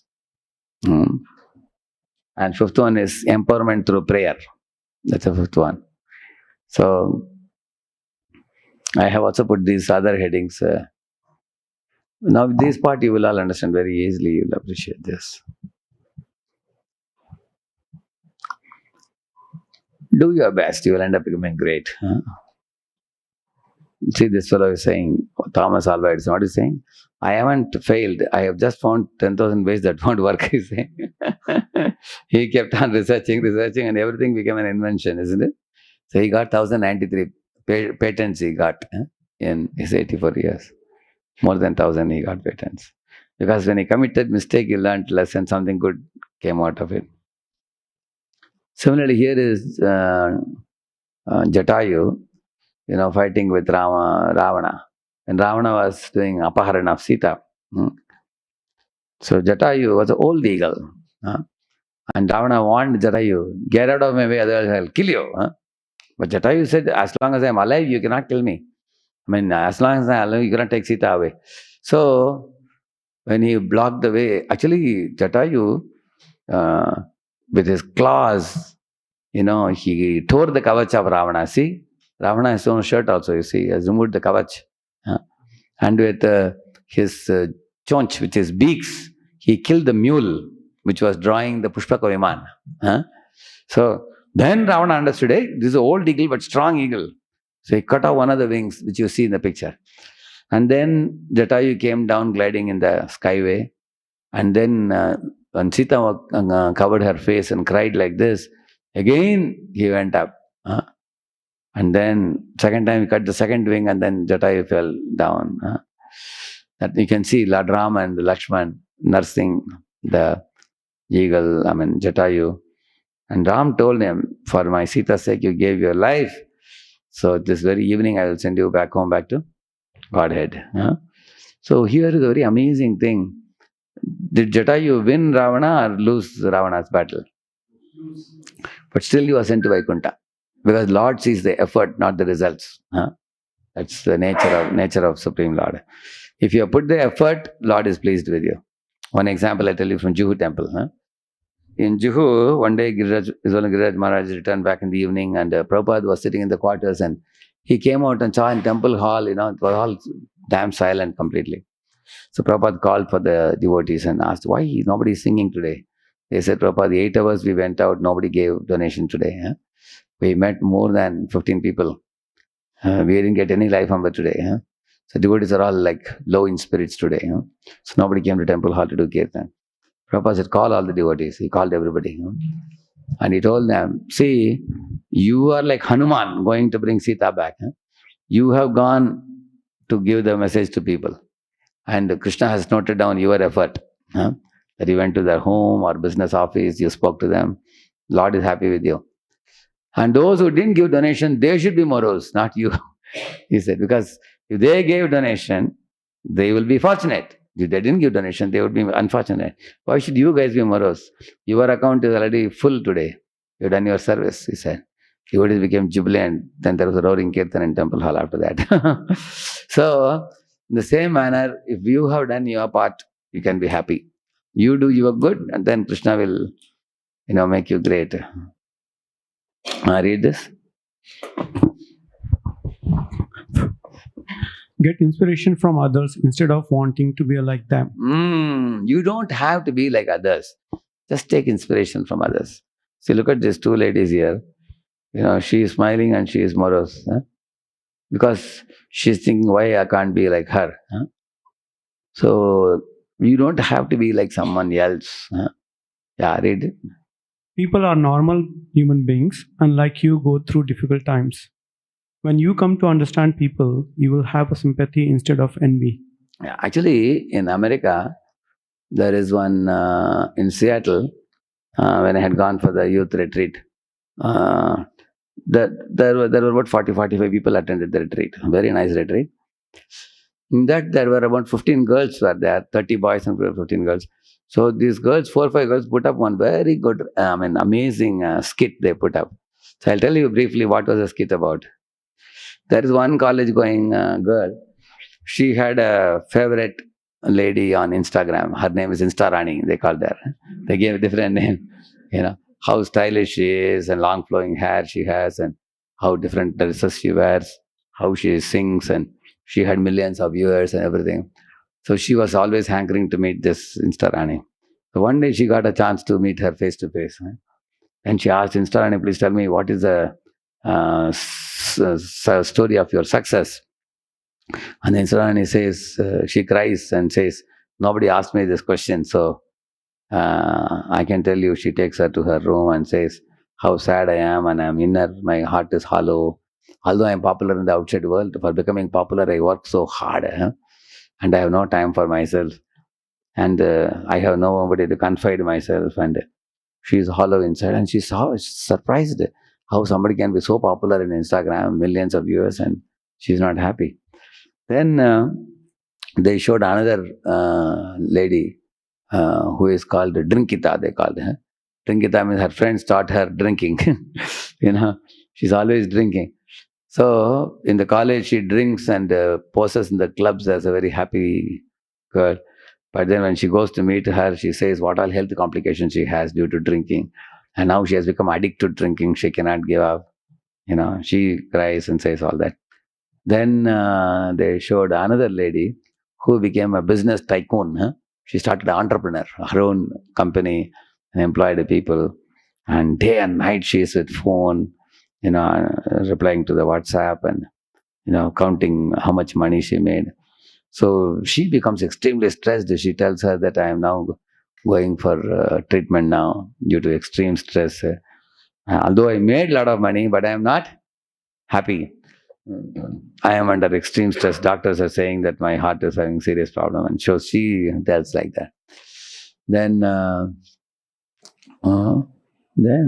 one more girl they showed, I don't know. So 4 they showed, and then the last one is a Hare Krishna devotee. So all these 4 of them come to her, 5th one, and then they see her. She's the only one wearing sari, sari and tilak. And she seems to be, playing on harmonium and singing. And they all ask her, where are you working? She says, I am a housewife. She says, oh, you're a housewife? No, others don't criticize you for being housewife. She says, let them say whatever they want. I am very happy. Huh? And then they ask her, what is her schedule? And then she tells, morning I chant and I read Gita and I cook and offer bhoga to the Lord. I take care of children in the evening and everything she says. And then they ask her, how are you so happy? Please tell us. We are all frustrated. Then she tells all of you stand up, and then she sings kirtan and makes everybody dance. They ended with that. That drama came out exceedingly well. Huh? So they got a big applause for that. So now at the end conclusion, they told me to give conclusion. So what conclusion I gave was, many times people look from a distance and they think that somebody else is happy. Right now, actually they think they are happy, but the other person is not happy. Like if you see this Sridevi, she went to Gulf, and then news came that she died some years ago. But the next day, it came in the paper that she didn't just die; she committed suicide. She put herself in a bathtub and submerged herself. God knows, I don't know what happened to her. What was her stress or dissatisfaction or something. But the point is, somebody may be thinking, look at Sridevi, she was a South Indian actress, and now she became a Bollywood actress. She became world famous, popular and everything. And such a world famous lady is committing suicide. Because what is in her mind, God knows, correct now? So many times we imagine that somebody must be super happy by looking at them from a distance. Like somebody is going in a Mercedes-Benz car. How many of you will think that fellow is a happy guy? Correct or not? Correct. But he may be having a severe toothache. Ooh, what are you driving Mercedes-Benz? He may be struggling with that. But what is happening inside the car? What do you know? So that is the moral of the drama. That people may there is a real life and real life. So in real life, people may look very attractive. The real life, if you go and see, they may have a lot of sufferings. But most of the mass of people are fooled by which life? Real life. Real life. Real life is very attractive. You see? So that is why when we see that even big celebrities also suffer, they have their challenges, difficulties. Then your malice for them or envy for them will go away. Yeah. So in this point, we have a story here. This story I told long before. Anybody remembers this? A crow was telling his wife that, I am useless bird in this entire world. Wife said, I am very happy with you. Why are you not happy? So he said, I'll find out what to do. I have to sort out my problem. So he flew. So then he went to who is this? Cuckoo. So he went and told the cuckoo, cuckoo, what a sweet voice you have. So sweetly you sing. And look at my voice, crank, crank, crank, crank, like that I make sounds. So then the cuckoo said, that's all right.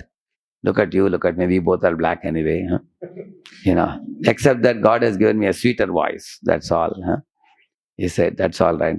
But he said, I am also not very happy, he said. Because, look at the parrot. How he has such a beautiful green body and a red chaunch, red beak. It looks so attractive, looks so beautiful. So I think parrots are the most beautiful birds in the entire world. Crow also said, yes, it's true. So he went to the parrot. And parrot said, that's all right. I am happy with my green body and red beaks and everything. But I am also very morose, he said. Why? He said, look at my wings, it's so short, only this much only. The most beautiful bird is peacock. And then and the crow agreed. He went in search of a peacock. He was inside the zoo. He was dancing. And the crow said, oh, peacock, you are the most beautiful bird in the entire creation. Peacock said, whatever you say it may be, but because I am so beautiful, they have captured me and put me behind the bars in the zoo. People come to see me, take photo, everything. But unfortunately, I have to be in the bars. But my dear crow, I think your life is better than mine. You are a free bird. You can fly anywhere you want. Nobody is going to catch and put you in a zoo. So you are better, he said. When the crow heard it, he happily flew back to his nest and told his wife, today, even a peacock glorified me as better. My inferiority complex is gone now, he said. So in this way, a crow became hero. So what do we understand from this?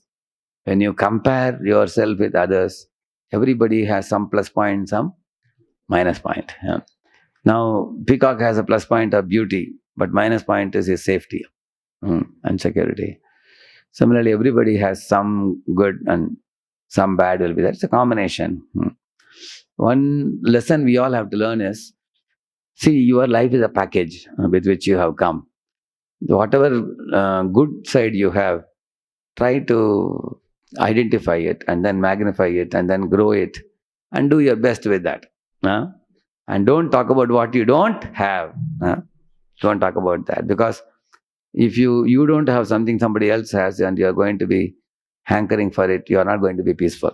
You are going to waste our time simply envying others, burning our heart. On the other hand, if you have something, in that connection, we will learn more eventually. See the second one, read it. Big and small. Big and small have a potential to stand tall. Yeah. Who is the big in Ram's Leela? And small is? Yeah. Both have a potential to stand tall, you see. That's why Lord Rama recognized both. Especially Rama appreciated squirrel for his giving his full effort. Yeah. This right side, you see a picture of a Guruji with three disciples. He told them to bring some dry leaves of this, what do you call it, jackfruit tree or something. Evening they came back. One of them said, none of them could get the leaves, because one of them said one fellow was using it as a fuel. You have to pay for 1 kilo, 2 kilo something. Another fellow said, I'm using it as a medicine powder. I'm crushing it and using it as a medicine powder. Dry leaves. One of them said one lady was making a leaf plate with that and selling it. So they could not bring it. Guru said, even if a dry leaf is being used in 3 different ways, as medicine, as a leaf plate, or as a fuel, if a dry leaf is not useless, how can you be useless? So that hit them very hard. I can never be useless. So in this way, they rose above inferiority complex. Everybody can do something. So in ISKCON society, even if you become an old devotee, you are 85 years and 90 years, your hands are trembling, still you can give Charanamrit, correct now? Sit in one place and do some service. Yeah. So, Prabhuji, Hare Krishna. Yeah. In the previous point where you're mentioning that, that drama, I feel that what I have understood, that our whole life we keep on thinking that this person should accept me, this person should accept me, this person should accept me. Correct. But actually we don't think that Guru and Krishna have already accepted me. Of course, devotees have also accepted me. Otherwise, how would we be there? So I feel that let's go to the root. Yeah. If Krishna has accepted me, Guru has accepted me, then we don't need, external acceptances on Facebook, Twitter, and all these places everywhere. And then we become grounded. Especially we want to be accepted by those whom we consider as enemies. That, like Vasishtha was the enemy of Vishwamitra. So many were glorifying Vishwamitra. Vishwamitra said, that's all right. But that one fellow, who? Vasishtha. Vasishtha should accept me as Brahma Rishi. Similarly, every devotee may be ridiculed by some other devotee. And we may want to prove to them that your point is wrong. I am actually great. And we spend a lot of energy, time to proving to the devotee. It's waste of time. That devotee will never agree. And all our life, we will waste our energy, struggling. So, as you said, one can understand that some will praise, some will criticize, we go on. As long as Guru and Krishna have given us a service and they are happy with us. That comes in spiritual plane. As we go higher and higher. Very true. See, big and small have potential to stand tall, okay. See this one, read this poem, this squirrel, what is saying. This is a story from Rigveda directly, you see. If I am not so large as you, you are not so small as I. Like that he told the mountain. Because the mountain See, the mountains were laughing, ha, ha, ha, like that he was laughing. When squirrel came out of the hole. And the squirrel understood the mountains are laughing at me, looking at my size. He said, and then? I cannot carry forests on my back, and neither can you crack a nut like me. Yeah. He said, okay, sir, you are carrying forests on your back, big mountain, but let me tell you, you can't crack a nut like me, he said. That is his self-esteem. That means, this squirrel is confident that God has given me a particular talent, and that's my unique talent. And I'm happy with that. And even if somebody laughs at me, that's not going to matter to me like that. So, you all know the story of that lion once, was disturbed by a rat. He was making sounds. He shouted, he roared, and he captured the rat in his hand and said, you foolish rat, you spoiled my sleep. The rat thought he was going to eat me up. He said, sir, don't eat me up, he said. He said, what is the use of eating you? You are not even fit for my breakfast. You are such a small rat. Get lost from here, don't disturb me, he said. And the rat said, sir, since you saved my life, rescued my life, I will do some good for you in future, like that he said. He said, you tiny rat, you will do good for me? But then 6 months later, the lion was arrested by some jal, by some kind of net. He just couldn't come out. He struggled hard. So then this rat went and cut. So God has given rat one type of teeth. You should cut the wire. Then the lion understood, I am king of the jungle, but I don't have the ability to escape this jal. But the rat is a tiny creature, but he could save my life. So never disrespect even small devotees.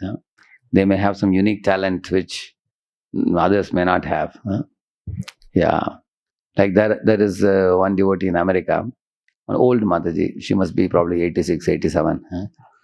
So she was lamenting that all devotees are going on Sankirtan, but I cannot go. She has arthritis and she has so many diseases in the body. She's at home.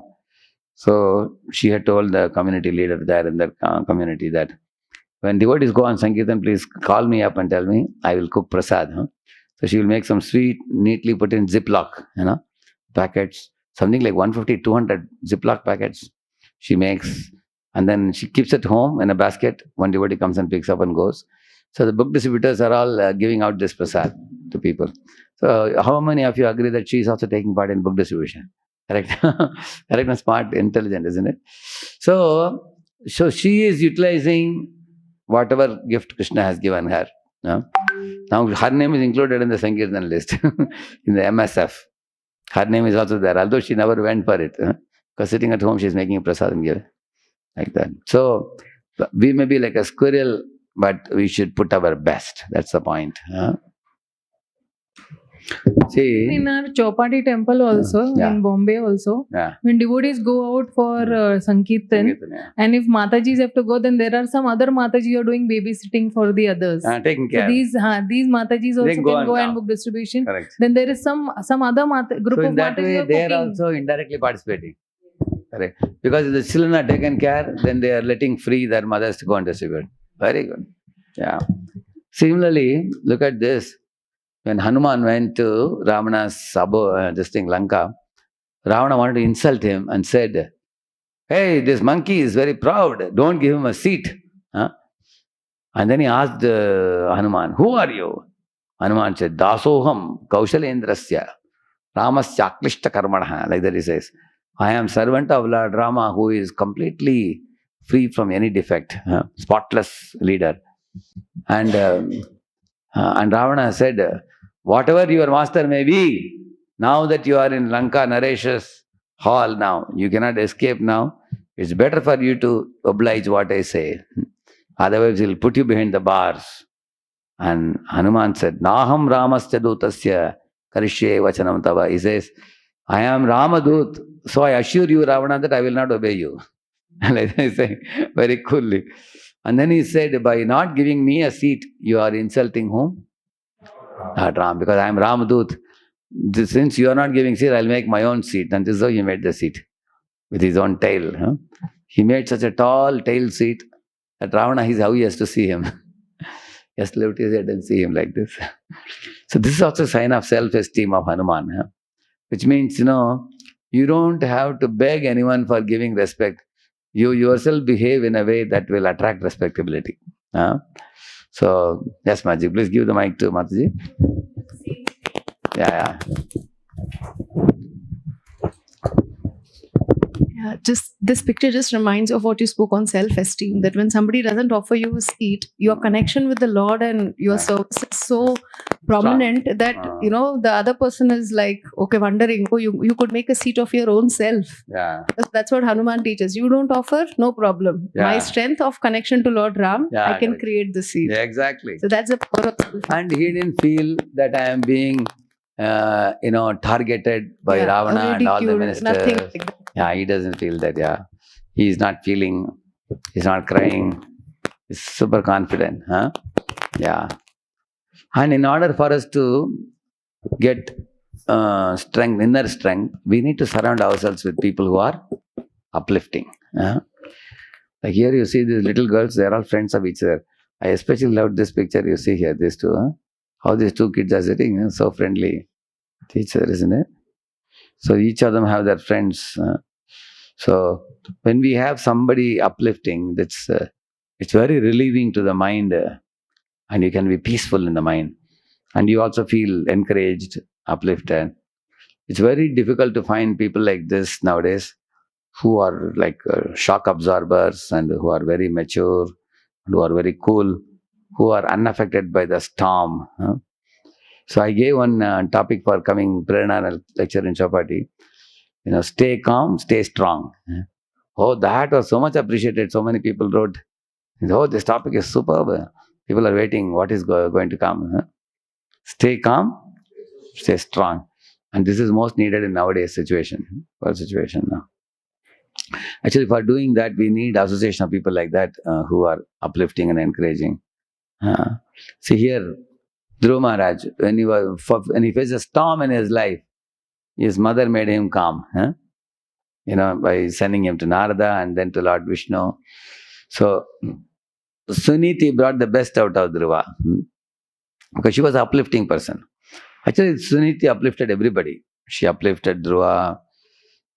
Even Uttanapad later on said, my wife Suniti, such a patient lady, and he felt ashamed that I didn't protect her or Dhruva. So he developed detachment. And then he took Vanaprastha and went to forest. Who? Or Uttanapad. And Suruchi, later on, she also got reformed by Suniti's good behavior. And when they were bringing Dhruva back to palace, Suniti went in a palanquin. She told the servants, go and call my co-wife also. Then Suniti called as Suruchi also. So they both went in the same palki. That Prabhupada writes, Suniti was the great mother of a great devotee. He says, she was completely non-envious. She never ill-treated Suruchi, although Suruchi was younger wife. So they both went to forest, and then when Dhruva came, he offered obeisances first to his mother, then to Suruchi also. He forgot all the malice and vengeance and all for her. And Suruchi also, she embraced Dhruva just like her own child. Ayushman Baba, she blessed the child also. So it's very amazing. So, which means one Suniti transformed three people. Who are the three people? Dhruva, Uttanapad, Suruchi. That means, in one home, if one Bahu comes, one daughter-in-law, she can actually transform the whole house. Mother-in-law, father-in-law, husband, children. She can make everybody happy, provided she has character like Suniti, which is actually there. This I have shown how Krishna deals with the living entities. Hey! Hey! What do you want, my fine feathered friends?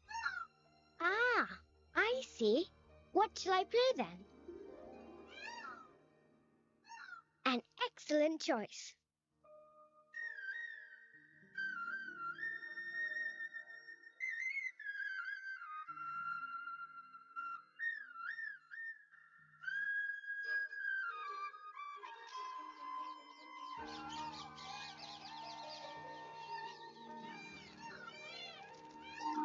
a big personality coming down to the level of small persons. Huh? You are as gracious as you are beautiful. I will wear it with honor.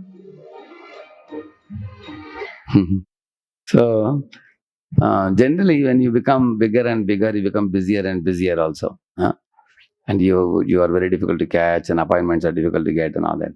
But you can see Krishna sitting under a tree, in an open space, and spending time with the peacocks and deers and parrots and monkeys and friends. So once you become more and more blossomed in Krishna consciousness, one is able to perceive Krishna's affection for us, huh?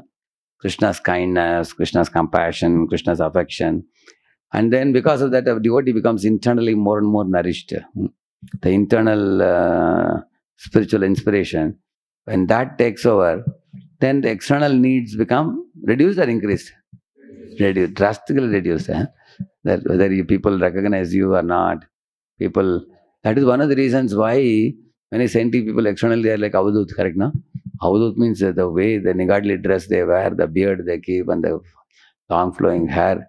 They hardly bother about the externals because internally they are getting a lot of strength and nourishment from the Lord's affection towards them. So, and that Lord is the source of all beauties and powers. You can see, for each one he has given a unique talent. See here, all of you find out which talent you have. Body smart means you're good in sports. People smart means you are fit in interpersonal dealing. You can go for sales or marketing or HR or something. If you are word smart, you can be like Charanpu, writer. Writer, reader, speaker, motivational speaker, all that. Writing poems and all. Logic smart means go for mathematics and computing. Nature smart means go for environmental balance and everything. Self smart means you are philosophical. These people, you put them in the room, lock them up for 1 year, they can sit and study books. Of course, give prasad from the window for them. And then picture smart means they have photography and painting, drawing, all that. Yaduvar Prabhu like that. And then music smart like Indra Prabhu or Madhav Prabhu or people like that. Music smart, John W. Harrison, George Harrison, like that. Music smart, correct, no? So how many of you found at least one out of this 8 you can identify with? At least one. Okay, how many of you can identify at least 2? At least 2. See, many of you. So these are your core potencies. You have to tap it. I will speak more next time. It's getting late now. I have other appointments now. So you can remember this slide. You can remind me next time when I come. Today we took a lot of questions, I think. Next time we will continue this and complete it. This is slide number 28 of 78. Okay. Shri Prabhupada ki